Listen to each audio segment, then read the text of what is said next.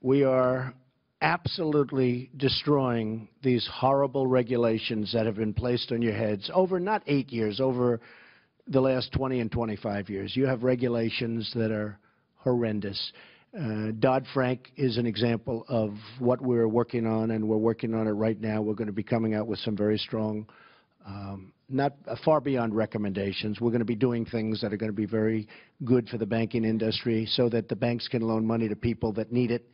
I speak to people all the time. They used to borrow money from banks to open up. There was one in Nevada where to open up a pizza shop. He had 3 shops. He had a bank.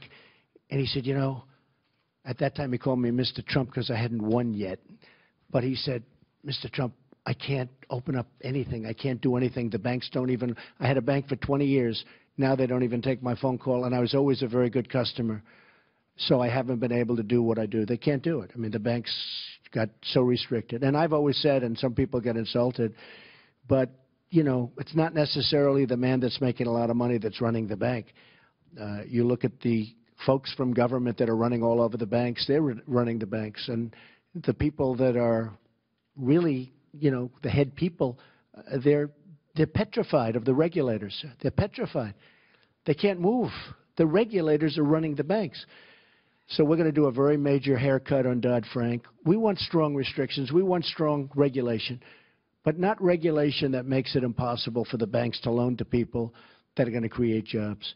But we're doing, that's just one example. We're doing so many cuts on regulations, and we have a book on regulations, and if you add them all up, it goes up to the ceiling 3 times over. It's just one after another after another. It's just like that chart. I thought that chart was so descriptive. And every industry is just like that chart. And that's to build a simple roadway or highway. That's what you have to go through.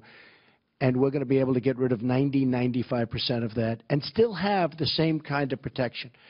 And we want safety, and we want environmental protection. I mean, I've won awards on environmental protection.